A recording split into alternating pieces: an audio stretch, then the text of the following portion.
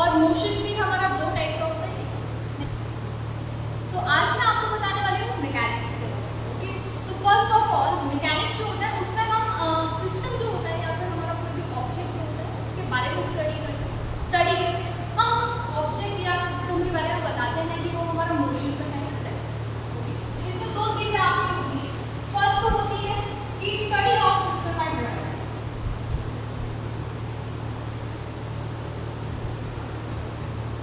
System and rest. And the second thing is study of systemic motion.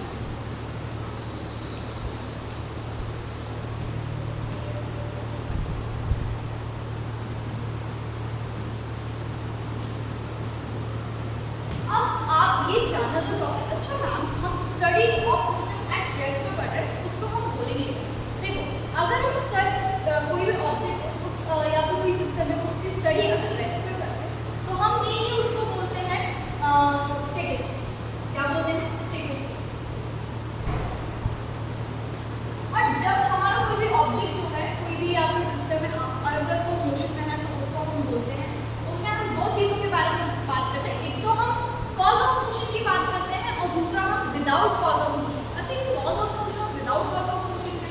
देखो, cause of motion जो हमारे उसमें होता है कि हमारा जो है कोई भी फोर्स या फिर कोई भी हमारा जो ऑब्जेक्ट चल रहा है कोई भी एक्सटर्नल फोर्स या फिर कोई भी अलग चीज़ उसमें क्या होती है, इम्प्लीमेंट होती है। और जब हम विदाउट कॉज ऑफ मोशन की बात करते हैं तो उसमें हमारा सब जो ऑब्जेक्ट है वो हमारा मोशन में ही होता है। तो इसमें दो चीज़ों के बारे में हम पढ़ते हैं। एक तो हम पढ़ते हैं कॉज ऑफ मोशन के बारे में,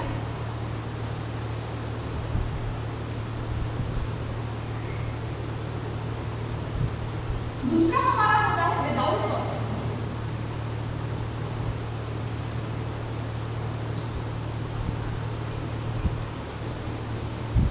अच्छा, जब हमारा ये कॉज ऑफ मोशन होता है ना, इसको मेनली हमने क्या एक नाम अपने कुछ चीज़ें होती है ना उनको नाम देना बेटर होता है। मतलब अब ऐसे कब तक याद रखेंगे कॉज ऑफ मोशन क्या विदाउट कॉज ऑफ मोशन, तो ऑफकोर्स हमें नाम की जरूरत बहुत ज़्यादा है। तो जब हम कॉज ऑफ मोशन की बात करते हैं या फिर हमारा मतलब उसमें एक्सेलरेशन आ जाता है, काफ़ी सारी चीज़ें आती है, तो उसको हम मेनली बोलते हैं डायनेमिक्स। क्या बोलते हैं? डायनेमिक्स। और second without cause of motion की बात करें जिसमें हमारा मतलब कि हमारा जो ऑब्जेक्ट है वो सिर्फ मोशन कर रहा है, वो सिर्फ चल रहा है, उसमें कोई भी एक्सेलरेशन वगैरह कुछ भी उसमें नहीं लग रहा है, तो इसका मतलब वो है कि हमारा वो उसकी स्टडी जो करते हैं वो हम मेनली उसकी काइनेमेटिक्स में उसमें करते हैं, काइनेमेटिक्स।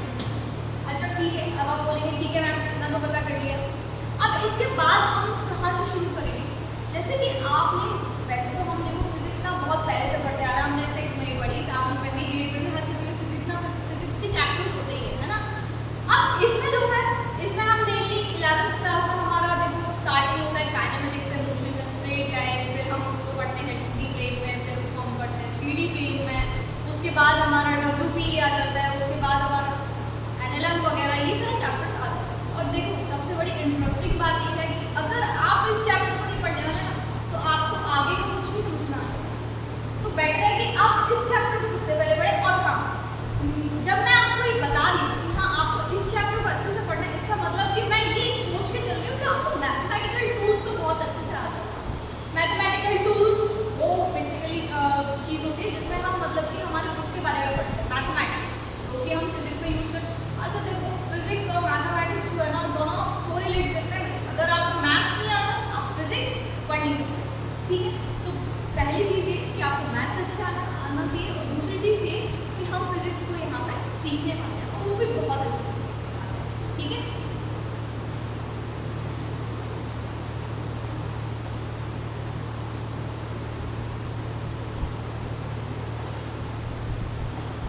अच्छा ठीक है, आपने इतना तो पढ़ लिया कि ठीक है हमें सब पढ़ने के वाले हैं, डायनेमिक्स क्या है, स्टैटिस्टिक्स क्या है, काइनेमेटिक्स क्या है, ये सारी चीज़ें क्या है।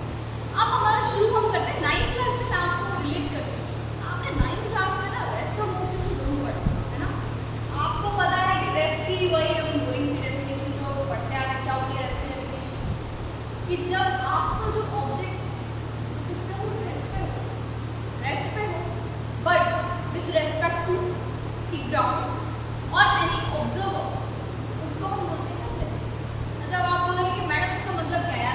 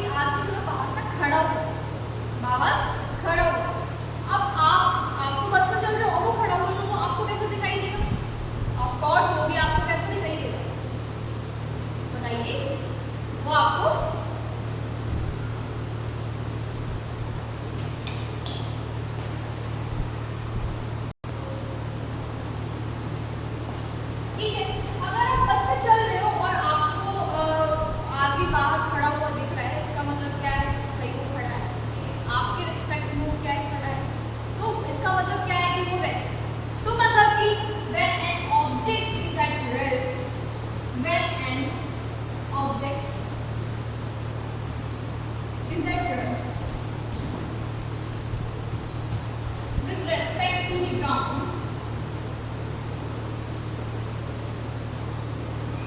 or any observer.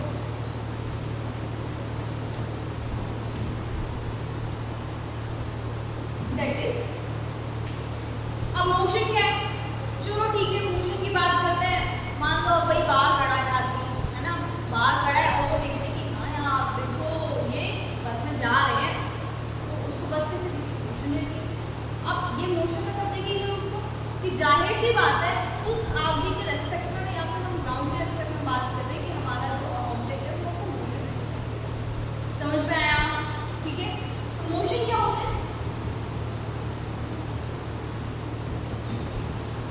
When an object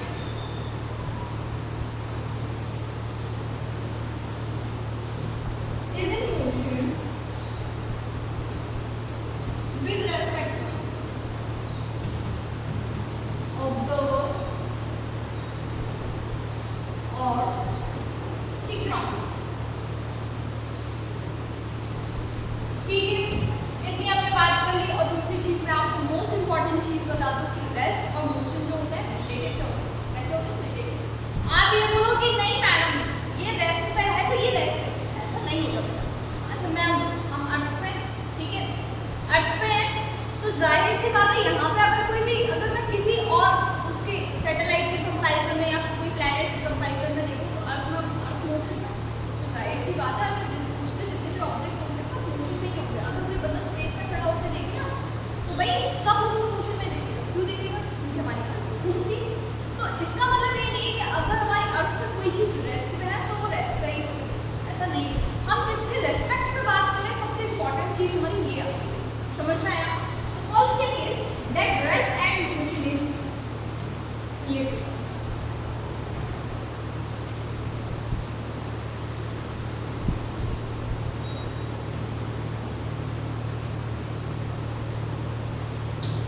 ठीक है, इतना समझ में आ गया आपको? ठीक है, अब इसके बाद हम बात करेंगे भाई किसकी बात करेंगे।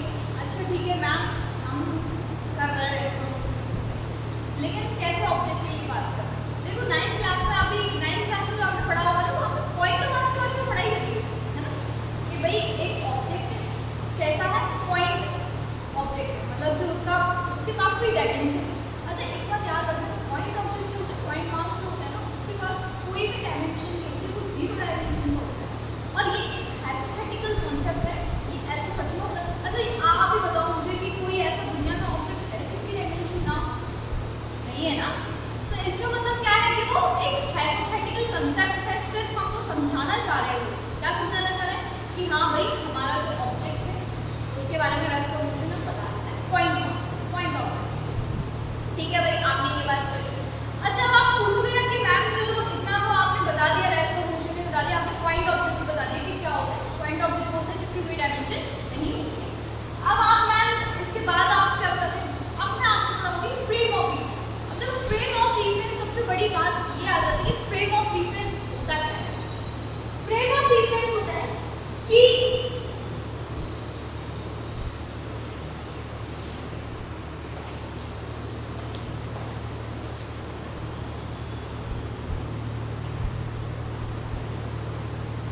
हाँ, तो अब हम बात करेंगे फ्रेम ऑफ रिफरेंस के बारे में। देखो फ्रेम ऑफ रिफरेंस जो होता है हमारा बेसिकली एक ऐसा कोऑर्डिनेट सिस्टम हम लेते हैं जिसमें हमारा जो है ऑब्जर्वर है उससे अटैच रहता है कोऑर्डिनेट। जैसे कि मतलब कि लाइक अब ये जो ये हमारे पास एक बोर्ड है, हमारे पास ये है ना। अब मेरा इसमें जो कोऑर्डिनेट मैं ऑब्जर्वर, मैं सामने खड़ी हूँ है ना। अब मैं इसको देखती हूँ तो मेरे पास इसके कोऑर्डिनेट सिस्टम कितने होंगे? 2 के। देखो ये कैसे दिखाई दे रहा है? 2 भी दिखाई दे रहा है ना। मतलब कि इसमें कितने कोऑर्डिनेट होंगे? इसमें 2 कोऑर्डिनेट होंगे, x और y। मतलब कि ऑब्जर्वर के रिस्पेक्ट में, ऑब्जर्वर जो ऑब्जर्व कर रहा है उसके रिस्पेक्ट में इसके कितने कोऑर्डिनेट हैं वो होता है बेसिकली। और किस रिफरेंस से लेकर 3D रिफरेंस से लेकर 2D रिफरेंस वो होता है फ्रेम ऑफ रिफरेंस। ठीक है, अब फ्रेम ऑफ रिफरेंस आपके 2 टाइप के होते हैं। एक तो होता है हमारा इनर्शियल फ्रेम ऑफ रिफरेंस, दूसरा होता है हमारा नॉन इनर्शियल। एक होता है इनर्शियल, दूसरा हमारा होता है नॉन इनर्शियल। अच्छा इनर्शियल और नॉन इनर्शियल, इनर्शियल वो फ्रेम ऑफ रिफरेंस होता है जहाँ पे हम यूनिफॉर्म मोशन, कैसे मोशन की बात करते हैं? यूनिफॉर्म। यूनिफॉर्म मोशन मतलब कि आपकी इसमें वेलोसिटी जो होगी आपकी वो कैसी होगी, ठीक है। इनर्शियल फ्रेम ऑफ रिफरेंस में जैसे कि आप मान लो कि आपके जो है दादाजी जो है लेके स्कूटर लेके गए है ना, वो जा रहे सीधे चले और कोई उनको देख रहा है कि यार दादाजी की तो स्पीड एक ही है और बंदा जो है आपने उसको उसूल का पक्का है 20 से ज़्यादा स्पीड नहीं होती, वो 20 से कम नहीं होती। तो जब वो ऑब्जर्वर इसको ऑब्जर्व कर रहे हैं तो उसका जो फ्रेम ऑफ रिफरेंस होगा वो होगा inertial frame of reference. Okay, inertial की जब बात करते हैं तो बेसिकली हम यूनिफॉर्म मोशन कैसा, अब देखो यूनिफॉर्म मोशन है इसका मतलब ये नहीं है कि स्ट्रेट लाइन में, इसका मतलब है कि बंडी मोशन की तरह वेलोसिटी कौन सा है। अब ये मत बोलना कि मैडम रोड तो बिल्कुल सीधी है ना, मान लो उसमें आगे टर्न, क्या आ गया, टर्न आ गया। अब आप बताओ मैम ये यूनिफॉर्म मोशन होगा कि नहीं, स्ट्रेट लाइन मोशन, वो बंडी मोशन ही तो बोलेंगे उसको, है ना, समझ में आया। दूसरी चीज होती है भाई non inertial frame of reference है कि भाई अब देखो हमको तो पता है हम कैसे है ना, हमने मोटरसाइकिल निकाली और और ले गए उसको 2-4 और रास्ते में उड़ा दिया, है ना। तो ये जो हमारा डिफरेंस होता है, अब इसमें हमारा क्या होता है भाई, वेलोसिटी तो कांस्टेंट नहीं है, स्पीड बढ़ भी रही है, ज़्यादा भी हो रही है, टाइम भी कम बढ़ भी रही है ज़्यादा, एकदम से ब्रेक आया ब्रेक मार, एकदम से कोई आया ब्रेक चढ़ा दिया, क्या कर रहे हैं उसमें, एकदम से क्या कर रहे हैं, वेलोसिटी को बढ़ा भी रहे हैं घटा भी रहे हैं। आपको पता है कि चेंज इन वेलोसिटी क्या होता है, एक्सेलरेशन, क्या होता है, एक्सेलरेशन होता है। तो जब हम नॉन इनर्शियल की बात करते हैं तो बेसिकली नॉन यूनिफॉर्म मोशन की बात करते हैं। कैसे मोशन की बात करते हैं इसमें, नॉन यूनिफॉर्म मोशन या फिर हम कह सकते हैं एक्सेलरेटेड मोशन की हम बात। एक्सेलरेटेड मतलब कि भाई मैंने बताया कि भाई एकदम से आ गया तो ये चीजें बढ़ गया, तो भैंस वगैरह पीछे बढ़ गई तो आपके पीछे में काम कर सकती है, और अंदर क्या आपने क्या किया, एकदम से एक्सेलरेशन को बढ़ा दिया। तो कैसे फ्रेम ऑफ रिफरेंस है, non inertial frame of reference, okay, इसको हम बोलते हैं। वैसे एक्सेलरेटेड मोशन की जो बात करते हैं वो भी हमारे non inertial frame of reference में ही आता, ठीक है भाई। अब इतना तो हमने जान ही लिया। अब सबसे मेन चीज ये तो हमने पढ़ लिया, सबसे मेन चीज जो हमारे दिमाग में आनी चाहिए कि मोशन होते कितने हैं, क्या क्या टाइप। मैं तो 9th क्लास से भी रिलेट करा रही हूँ, तो मैं आपको उतनी ही स्पीड में नहीं पढ़ाऊंगी, मैं आपको डायरेक्ट बहुत कुछ नहीं बताऊंगी। चलो बेटा आप यूनिफॉर्म अपना मोशन का वो करते हैं डेरिवेशन, है ना, तो ऐसा नहीं करने वाला, आराम से पढ़ेंगे, ठीक है। सेकंड चीज हमारे पास क्या होने वाली है, हम पढ़ेंगे अब टाइप्स ऑफ मोशन के बारे में। आपको पता है कि मोशन के कितने टाइप्स होते हैं, बोलो कितना, 3 होते हैं, कौन सा उनके बात करते हैं ना, क्योंकि वो भी तो जरूरी है। जब तक हमें ये नहीं पता होगा कि टाइप्स ऑफ मोशन कितने टाइप के होते हैं, और ये मोशन स्ट्रेट लाइन चैप्टर में हम कैसे मोशन की बात करने वाले हैं तो मजा ही नहीं आएगा ना यार, है ना। हाँ, तो टाइप्स ऑफ मोशन,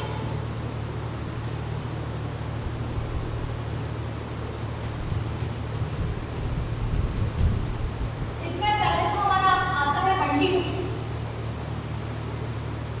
फिर इसका सेकंड टाइप होता है हमारा 2D मोशन, थर्ड टाइप होता है हमारा 3D मोशन।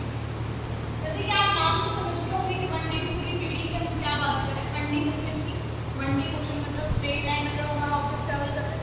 2D मोशन कि वो 2D प्लेन में है ना, 2D मतलब उसके पास कितनी डायमेंशन है, 2 डायमेंशन, और 3D प्लेन मतलब कि 3 डायमेंशनल मोशन जो होता है हमारा, उसकी बात करते हैं तो आता है हमारा 3D, है ना।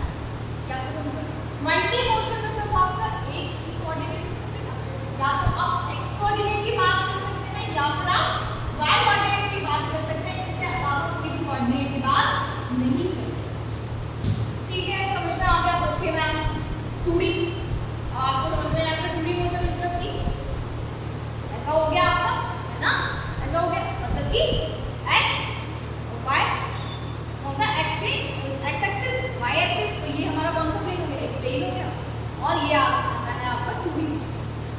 2D मोशन मतलब कि इसका आपके 2 कोऑर्डिनेट होंगे x और y, मतलब 2 एक्सिस होंगी x और y।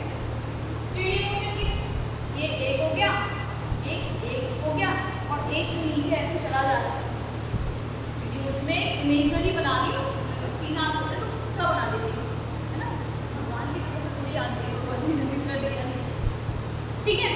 तो ये हो गया आपके 3D मोशन में आता है, ये किधर आ रहा है, ये आता है आपको 3D मोशन मतलब कि x y और z, x y और z कोऑर्डिनेट की बात करते हैं तो मैंने हमारा 3D मोशन, ठीक है, समझ में आ गया।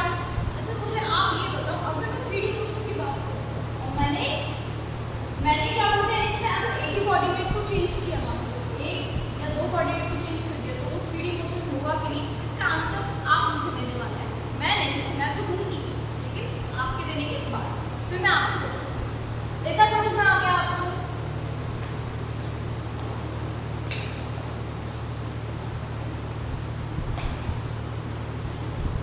अब हमने टाइप्स ऑफ मोशन तो पढ़ ली, इसके बाद मैं आपको बताऊंगी डिस्टेंस और डिस्प्लेसमेंट के बारे में, है ना। जैसे कि आपको बड़े फैमिलियर होंगे डिस्टेंस और डिस्प्लेसमेंट में, क्योंकि आपने 9th क्लास में इसको पढ़ा होगा, पर फिर भी मैं एक ओवरव्यू दे देती हूँ कि भाई हाँ डिस्टेंस क्या होता है, डिस्प्लेसमेंट।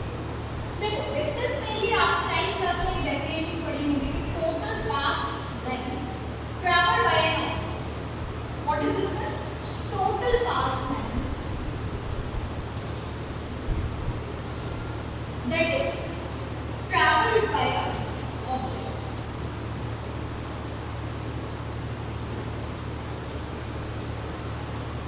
अब इसका मतलब क्या है? इसका मतलब ये है कि भाई ऑब्जेक्ट आपका चल रहा है, ऑब्जेक्ट में आपका एक पाथ जो है, आपकी ट्रैजेक्टरी जो है वो कवर की, बट उस ऑब्जेक्ट को कोई मतलब नहीं है, आपको तो सामान भेजना था एक पॉइंट से बी पॉइंट में, आपने बुलाया रैपिडो वाले को, आपने बोला ए पॉइंट से बी पॉइंट में भेजना है सामान। अब रैपिडो वाला तो मस्त बिल्कुल, उसने बोला आज तो भैया घूमते घूमते चलिए, है ना। तो वो गया, उसने वही गाड़ी को घुमाया, उसने गाड़ी को ऐसे घुमा के ऐसे भी, उसको लग गए 2 घंटे। कितने घंटे लगे? 2 घंटे।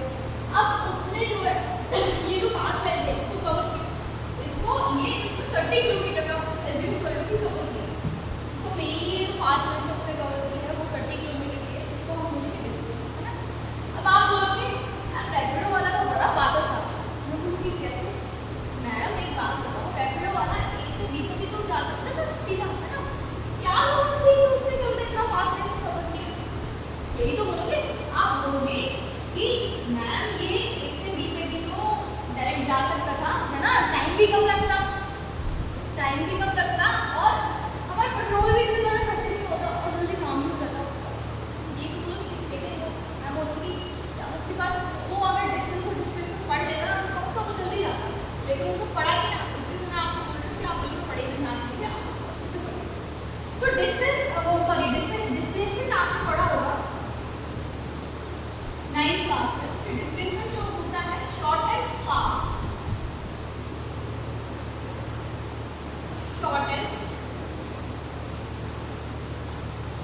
length that is traveled by an object, shortest path travels by an object,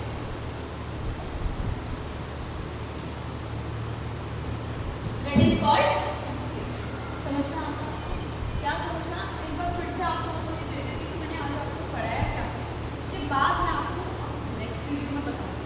अभी मैं एक ओवरव्यू दे देती हूँ, मैंने आपको पढ़ाया कि भाई मैकेनिक्स क्या होती है, मैकेनिक्स को हम पढ़ रहे हैं, मैकेनिक्स में आपको मैंने 3 चीज़ें बताई हैं, एक तो हमारा ऑब्जेक्ट रेस्ट होता है, जिसका हम स्टेटस स्टेट होता है, एक दूसरा हमारा मोशन में होता है, जिसके ऊपर कोई भी अदर फोर्सेज या फिर अदर चीज़ें काम नहीं करती है, उसको हम बोलते हैं काइनेमेटिक्स, और तीसरा होता है हमारा डायनेमिक्स, जिसमें हमारा क्या होता है और भी चीज़ें क्या कर रही है वही काम करती है, तो हम बोलते हैं डायनेमिक्स। उसके बाद मैंने आपको बताया, क्या बताया मैंने, उसके बाद मैंने आपको बताया कि रेस्ट क्या होता है, मोशन क्या होता है। रेस्ट क्या होता है भाई, ऑब्जेक्ट ग्राउंड के रिस्पेक्ट में कैसा है, ऑब्जर्व के रिस्पेक्ट में कैसा है, रेस्ट का है तो रेस्ट करेंगे, अगर ग्राउंड और ऑब्जर्व के रिस्पेक्ट में चल रहा है तो मोशन होगी। उसके बाद मैंने आपको बताया पॉइंट मास क्या होता है, 3 डायमेंशन की होती है, 0 डायमेंशन। उसके बाद मैंने आपको क्या बताया, उसके बाद मैंने फ्रेम ऑफ रिफरेंस बताया भाई 2 टाइप के होते हैं, इनर्शियल, नॉन इनर्शियल। इनर्शियल हमारा